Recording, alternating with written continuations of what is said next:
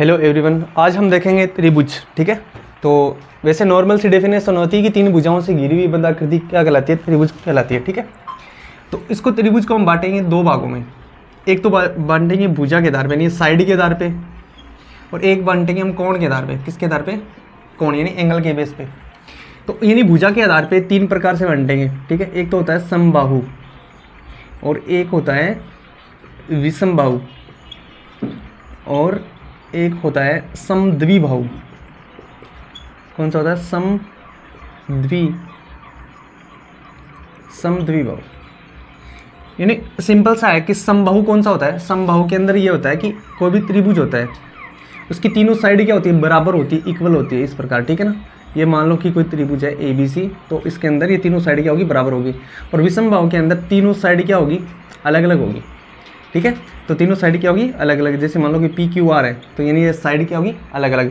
और समद्विबाहु के अंदर हम देखेंगे तो इसके अंदर दो भुजा समान होती है, ये दोनों बराबर है।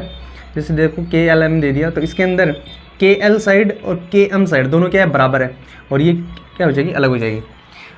कोण के आधार पे देखेंगे तो कोण के आधार पे हम बांटते हैं तीन भागों में। एक तो होता है न्यून कोण। कौन सा होता है? न्यून कोण होता है। और एक होता है समकोण। एक कौन सा होता है? समकोण। एक होता है अधिक कोण। कौन सा होता है? अधिक कोण। यानी कोण के बेस के ऊपर हम तीन भागों में बांटेंगे इसको। एक तो न्यून कोण, समकोण और अधिक कोण। न्यून कोण का मतलब होता है कि त्रिभुज के अंदर जो तीन एंगल होते हैं उनका मान 90 डिग्री से कम होगा, यानी 90 डिग्री से कम का होगा, वो कौन सा होगा? न्यून कोण होगा। समकोण के अंदर एक एंगल जो होगा वो 90 डिग्री का होगा, और दो जो कोण बचेंगे वो क्या होंगे? 90 डिग्री से छोटे होंगे, यानी न्यून कोण। यानी दो कोण तो होंगे वो न्यून कोण होंगे, और एक कोण क्या होगा? समकोण। तो वो होगा आपका समकोण त्रिभुज। एक होता है अधिक कोण, तो उसके अंदर क्या होगा? एक कोण का मान 90 डिग्री से ज़्यादा होगा। ठीक है ना, तो 90 डिग्री से जो ज़्यादा होगा वो तो होगा अधिक कोण, 90 डिग्री वाला समकोण होगा। और न्यून कोण का मतलब हो गया, यानी जिसके तीनों एंगल 90 डिग्री से छोटे होंगे वो कौन सा होगा? न्यून कोण होगा। ठीक है, इसके अंदर जैसे एक त्रिभुज लेते हैं हम, ये मान लो ये ले लिया। ठीक है, ABC। इसके अंदर मैंने ये एंगल दे दिया जैसे 60 डिग्री का दे दिया, और ये मैंने दे दिया जैसे 75 डिग्री का। और यहाँ आप लोग को फाइंड आउट करना है x का, यानी जो एंगल C होगा वो कितनी डिग्री का होगा। तो A एंगल जो 60 डिग्री का है, B कितने का है? 75 डिग्री का है, और आपको x का मान निकालना है, यानी C एंगल निकालना है। आपको पता है कि त्रिभुज के जो तीनों एंगल है ना, उनका जो सम होगा वो कितना होगा? 180 डिग्री होगा। कितना होगा? 180 डिग्री। यानी तीनों एंगलों को आप जब ऐड करेंगे, उनको जोड़ेंगे, तो अब आपको 180 मिलेगा। मतलब क्या होगा कि कोण A प्लस में कोण ये B, और प्लस में कोण C इक्वल 180।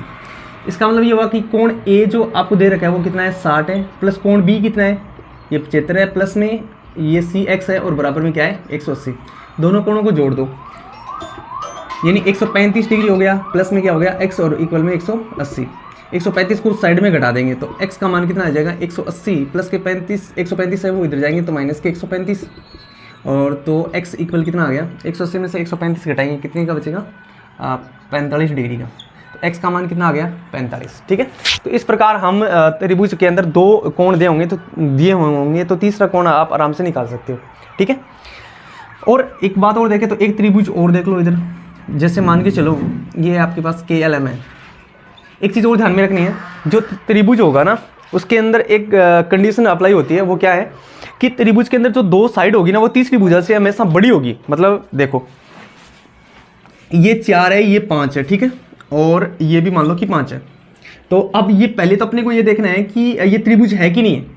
तो दो भुजाओं का योग तीसरी भुजा से हमेशा क्या आना चाहिए? बड़ा। तो यहाँ देखेंगे 4, 5 और 9 है, वो इस तीसरी भुजा से बड़ा है। देखो 4, 5, 9 इससे बड़ा है, 5, 5, 10 4 से बड़ा है, 5, 4, 9 इस 5 से बड़ा है। इसका मतलब ये त्रिभुज है।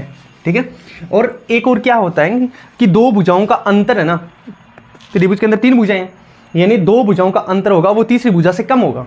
मतलब क्या है?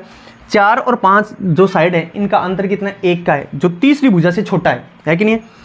5 और 5 का अंतर 0 है, जो 4 से क्या है? छोटा है। यानी अंतर क्या होगा? अंतर छोटा होगा। ठीक है, यानी दो भुजाओं का अंतर है वो तीसरी भुजा से क्या होगा? छोटा। तो पहले को आपको ये पता होना चाहिए कि ये त्रिभुज है या नहीं है। उसके लिए आपको ये चीज़ दो कंडीशन अप्लाई करनी है। दो भुजाओं का योग तीसरी भुजा से बड़ा, और दो भुजाओं का अंतर तीसरी भुजा से क्या होना चाहिए? छोटा होना चाहिए, तभी वो त्रिभुज संभव हो सकता है, वरना नहीं होगा। ठीक है, ये त्रिभुज की क्या है? बेसिक है, तो आपको इतना पता होना चाहिए। ठीक है।